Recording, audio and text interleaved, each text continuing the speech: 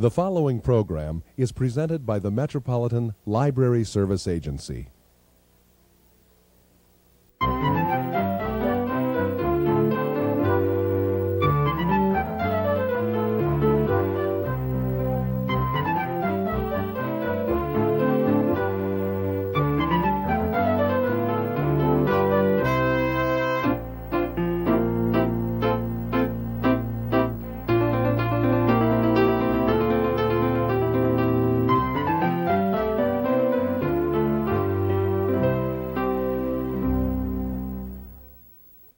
Hello, welcome to All About Kids, a program focusing on the interests of children and young people and some of the issues affecting them.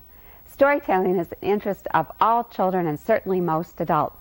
Our guests today, professional storytellers, Larry Johnson from the Twin City area and Nancy Schimmel from Berkeley, California, are going to be talking about storytelling and sharing some of their stories with us.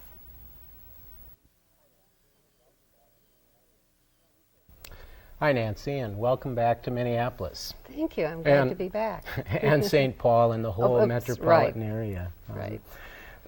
You're in town for the National Congress of Storytelling, Yes. 1990, and we're looking at the relationship of storytelling to the electronic media. And here we are on the electronic media. Here we are. But what we really want to do today is just tell stories and talk about storytelling. Because if anything happens with it on the media, we hope that's what it's about, is to make more of that happen. Mm-hmm, and to make more of it happen off the media. Right, especially there. Yes. Why don't you, I know whenever your name comes up around here, what people remember is you telling stories, and many of them have your book, Just Enough to Make a Story. How about if you tell us a story from that book? Okay. All right. Once upon a time, there was a poor tailor. He worked hard making all kinds of clothes for all kinds of people, but he never made enough money to buy the material to make an overcoat for himself. And that's what he really wanted. He wanted it so much that he started saving his money bit by bit, a tiny bit at a time, and at last he had enough. And he bought the material, cut himself a coat, sewed it up, tried it on, and it fit perfectly. He was proud of that coat. He wore it even when it was just a little bit cold. He wore it till it was all worn out. At least he thought it was all worn out, but then he looked carefully and he saw there was still quite a bit of good material, enough to make a jacket. So he cut up the coat and sewed up a jacket. He tried on the jacket and it fit just as well as the coat had, and he could wear it even more often.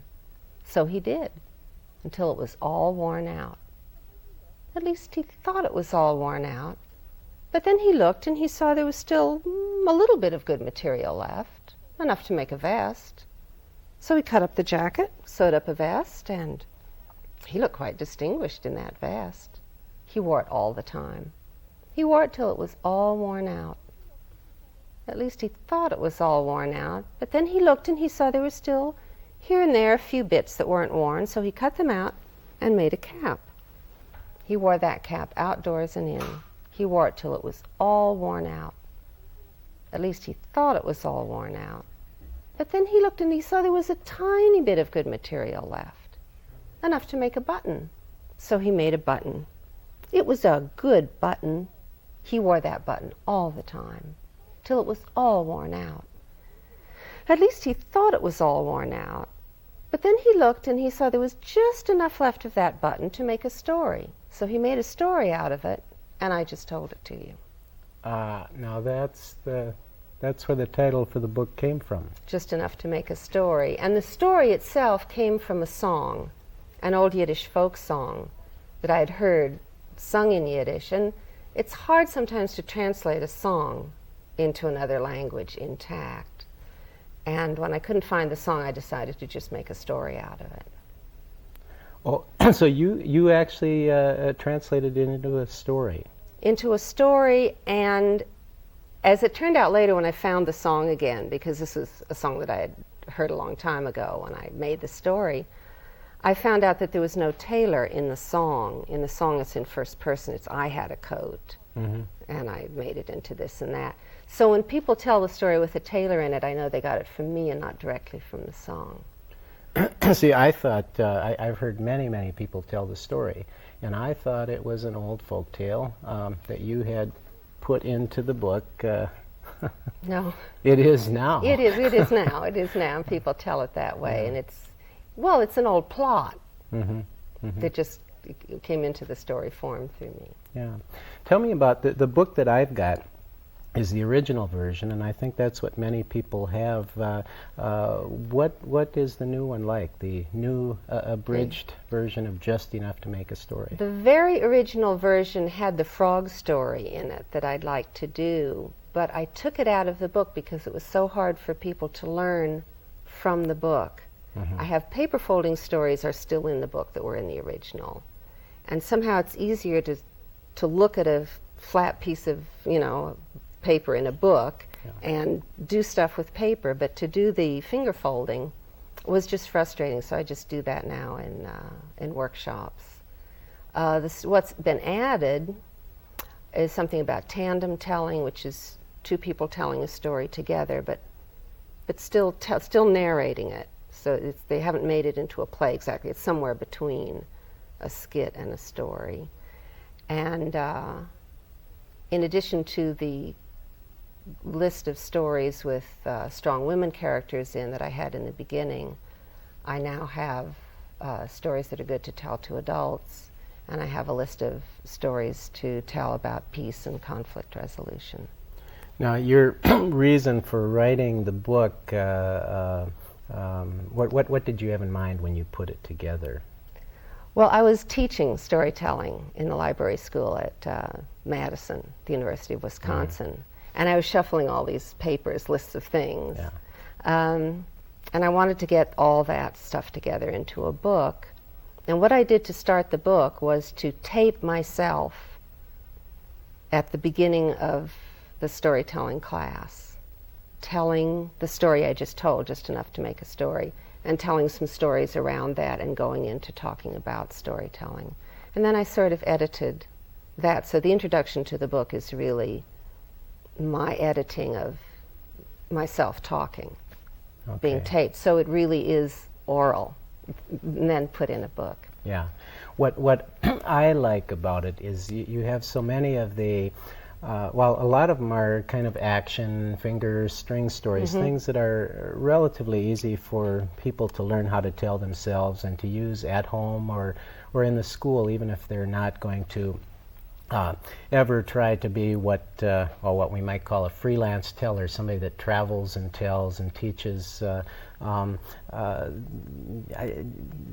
guess I just like that aspect of trying to teach as many people as possible. And of course, people who are all thumbs and can't do these things can do things like Just Enough to Make a Story, can do the one about the tailor. But this is one that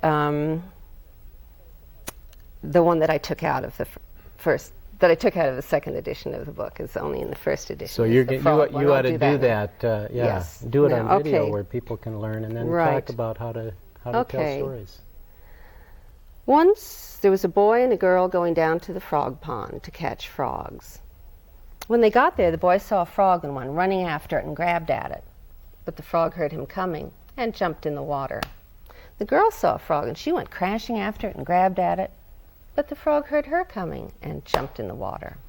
So they decided they would have to sneak up on the next frog they saw. Tiptoe, like this, and grab. But that frog saw their shadows and jumped in the water. And the little old boy said to the little old girl, "There must be an easier way to catch frogs." And the little old girl said to the little old boy, "Suppose we build a trap." And she went out and gathered up a handful of sticks, and he went out and gathered up a handful of sticks. And they started to weave the sticks together, and they put them on the ground. They set the trap, and they waited, and they waited, and snap! They caught a frog, and there it is. Now the frog itself, and the way you do it, comes from Japan. Do you want to try it? You know what You put your little fingers together and then your ring fingers together. Hold your ring fingers out straight and curl your middle fingers around them. Not around each other, but around your ring fingers. There, that's going to make the frog's eyes. You have to be very bright to do this. Now, you know who's best at doing it is deaf kids, because they're used to making shapes with their hands. Now, you close up there, bring it up, make it open and close its mouth. Okay, you're losing an eye here, but you get the idea. You know what would be a good idea? I know for myself and maybe for people watching, if we could just go through that one more time, and let me try the whole story, and maybe people that are watching want to do that too. And Okay. they can tell it to somebody when we're all done. Sure. All right. One time, a boy and a girl went down to the frog pond to catch frogs. When they got there, the boy saw a frog and went running after it and grabbed at it. But the frog heard him coming and jumped in the water. The girl saw a frog. She went crashing after it, grabbed at it, but the frog heard her coming and jumped in the water. So they decided they would have to sneak up on the next frog they saw, tiptoe, like this, and grab. And that frog saw their shadows and jumped in the water. And the little old boy said to the little old girl, "There must be an easier way to catch frogs." And the little old girl said to the little old boy, "Suppose we build a trap." And she went out and gathered up a handful of sticks, and he went out and gathered up a handful of sticks. And they started to weave the sticks together. They tied them down. That's the curling around. Yeah, I can see why you can't do it in writing. Right. I have to be able to touch people's hands to do this, really. Okay. Then the setting the trap is lifting your fingers up either around here, may be the easiest way. You want to get your pointer fingers on top of your ring fingers. Or for some people it's easier to sneak around behind them and do that. So that they are on top. So you have them underneath. They have to be on top. This has to be on top of this. That's why you were losing the eyes there. Got it. Okay, then you close and try to sort of slide them so they're there, like that.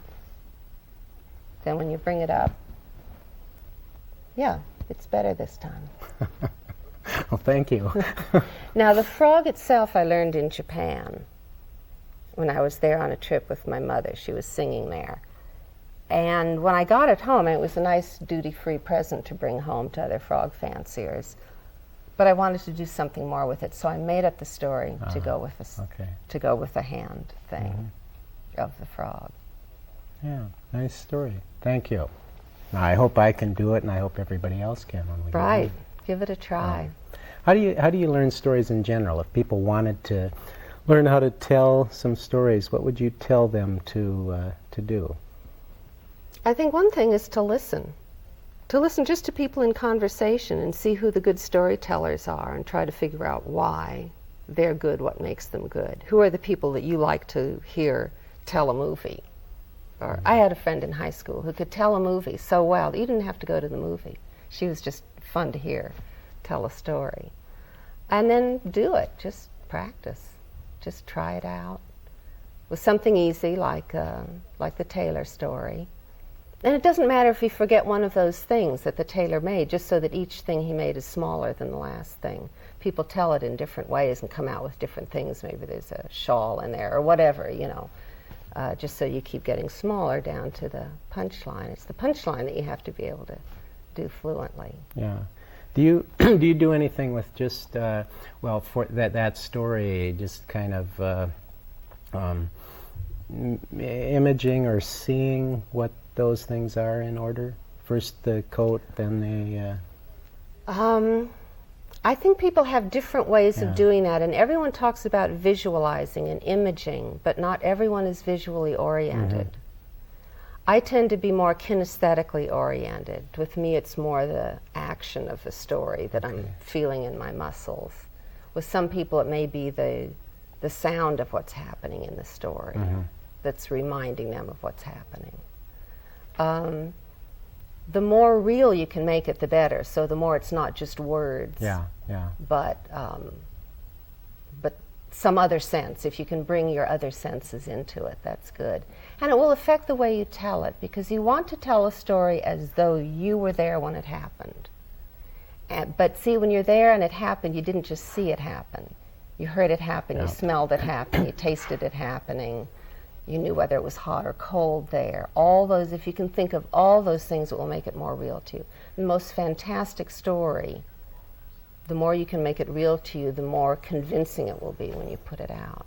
I believed it. Yeah. You know, we should talk about your tape before we run out of time. You've got a new version of the book, and you're still telling stories lots of places, but you've got a brand new tape that I've only heard one song on it. Tell about that. It's funny. A friend of mine bought the tape, and her son has been playing it over and over, and he calls it New Nancy's tape. Not Nancy's new tape, but New Nancy's tape. And he's right, because I'm turning from a storyteller into a storyteller/songwriter. And quite a few of my songs are on that tape. Now, where might that have come from? Oh, it's very interesting, but a clue is embedded in the tape, because one of my mother's songs is on the tape. Song she wrote about a true story. And I'd like you to hear it, and then I'd like to tell you the story behind the song. Yeah, I wonder if people, I don't know if people in general know who your mother was. Well, she was Malvina Reynolds, and she's best known for writing Little Boxes, What Have They Done to the Rain, Morningtown Ride. Magic Penny? Magic Penny, right. That's another really popular one of hers. So are we going to listen to the song? Let's do it. Okay.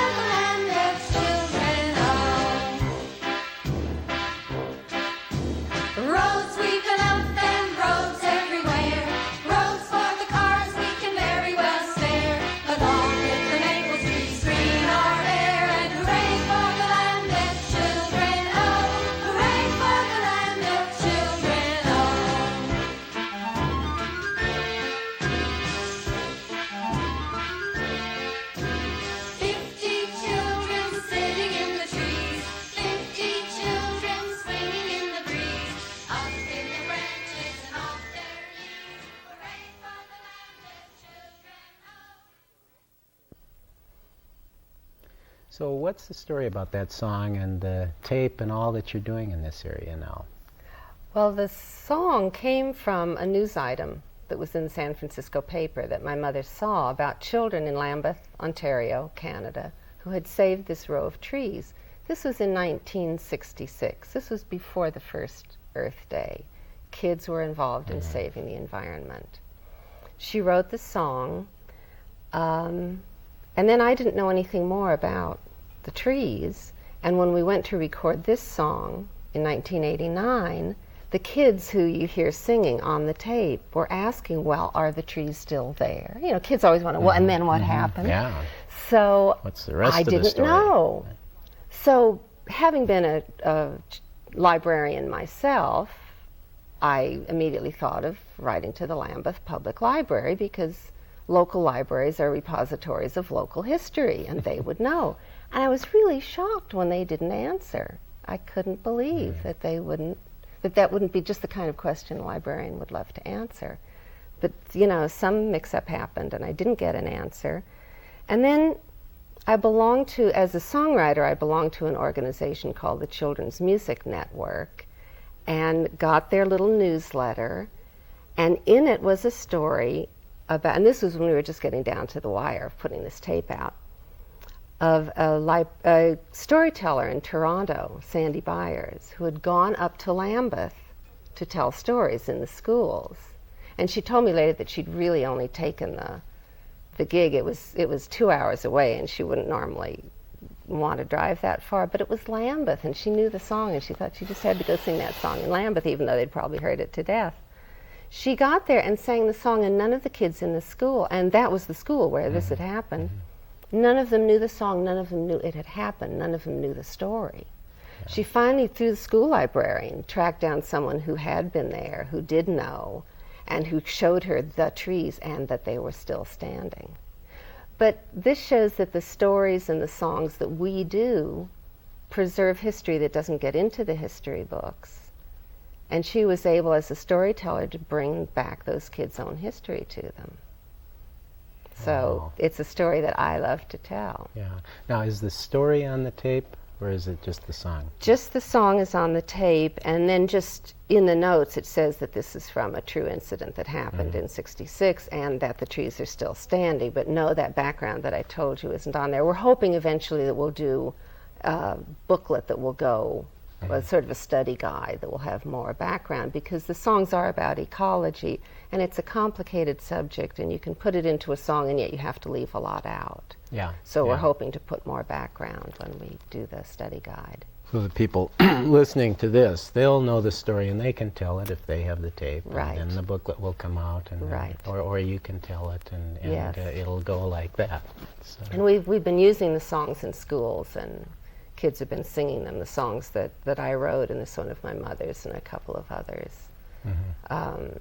And it's a way for them to get, it's not so much that the songs teach them so many facts, but it gets them curious about things, and then they want to know the background stuff once they've had fun singing the song. What are the other, what other songs are on the tape? I'm not going to ask you to sing them live. But, the real hit one is one that I didn't write. I mean, I hate to say this, but the real hit is one that was written by Jill Jarboe, who's a nature educator in Florida, and she wrote a rock song called I'm a Reptile. It's really fun. Reptile or reptile? And we do have a rap song that I wrote, but this is a rock number, and it has, the saxophone and everything, and the kids sound great on it. They love to sing it, and they do little hand motions. Ooh, I'm a reptile. That kind of thing. Well, now you said this is a main thing that you're concentrating on now, is the whole kids and ecology thing. Right, and I'm finding stories. I'm sure that in the next edition of my book there'll be an ecology story list, as there is now a peace story list and a women's and girls story list. I know somebody, I believe in the Hennepin County Libraries, has done some bibliographies, boys and nature stories and girls and nature, and so some of them are out there already, and people can find them by going to their library. Right. I'd like to look at those lists, because what I'm finding is that while there are wonderful new books, there's just a terrific crop of new books of kids in nature. And we have had some really good multicultural books. It's very hard to find books that are both. To find books, for instance, where there are black kids in nature. You know, we have the stereotype, the black kid is in the ghetto, the Native American kid is in nature. In fact, there are Native American kids in the ghettos, and there are black kids in nature. But that hasn't come into the books enough yet. Of course, when you tell stories, you're not tied to the illustrations of the book. So each child can put himself or herself into the story, which is an advantage in these transition periods where you can't find the book you want. Yeah, one more argument for telling stories. Right. Which we're going to have to say goodbye here right now and tell people that that's what we hope they go out and do, is tell more stories. Right, so, in their homes, to their own little captive audience, if they have kids. Wherever it's the best you are. place to start. Right. I want to thank you for being here and for telling us stories and talking about it, and we'll see you again. I'll be back, I'm sure. Okay, thanks.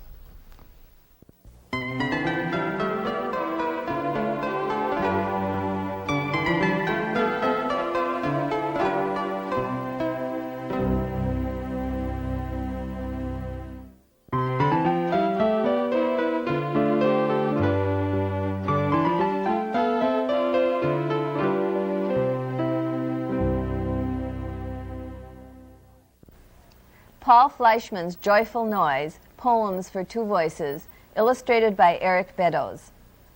Joyful Noise is a surprise Newbery winner, and unique in the fact that Paul Fleischman's father, Sid, also won the Newbery Award. A companion to the volume I Am Phoenix, this book includes 14 poems about the insect world, but in reality it is a celebration of life itself. A starred review in Hornbook said, "Each selection is a gem, polished perfection."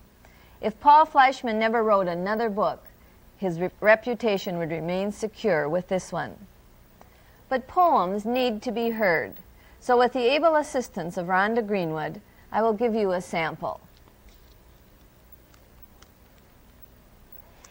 Being a bee is a joy. is a pain. I'm a queen. I'm a worker. I'll gladly explain. Upon rising, I'm fed by my royal attendants. I'm up at dawn, guarding the hive's narrow entrance. I'm bathed. Then I take out the hive's morning trash. Then I'm groomed. Then I put in an hour making wax without 2 minutes' time to sit still and relax. The rest of my day is quite simply set forth. Then I might collect nectar from the field 3 miles north. I lay eggs. Or perhaps I'm on larva detail. By the hundred. Feeding the grubs in their cells, wishing that I were still helpless and pale. I'm loved and I'm lauded. I'm outranked by none. Then I pack combs with pollen, not my idea of fun. When I've done enough laying, Then weary I strive I retire to patch up any cracks in the hive. for the rest of the day. Then I build some new cells, slaving away at enlarging this hell, dreading the sight of another sunrise, wondering why we don't all unionize. Truly, a bee's is the worst of all lives. I was born in a fine old edition of Schiller. While I started life in a private eye thriller. We're book lice who dwell in these dusty bookshelves. Later I lodged in Scott's works, volume 50. While I passed my youth in an Agatha Christie. We're book lice attached despite contrasting pasts. One day, while in search of a new place to eat, He fell down 7 shelves where we happened to meet. we're book lice who chew on the bookbinding glue. We honeymooned in an old guidebook on Greece. I missed Conan Doyle. He pined for his Keats. We're book lice, fine mates, despite different tastes. So we set up our home inside Roget's Thesaurus. Not far from my mysteries, close to his Horace. We're book lice adoring, despite her loud snoring. And there we've resided, and there we'll remain. He near by his Shakespeare, I near my Spillane. We're book-loving book lice, plain proof of the fact which I'm certain I read in a book some months back, that opposites often are known to attract. Joyful Noise by Paul Fleischman, reviewed by Rhonda Greenwood and Phyllis Mattill, Children's Services Librarians with the Hennepin County Library. Thanks for joining us on All About Kids. Please tune in again.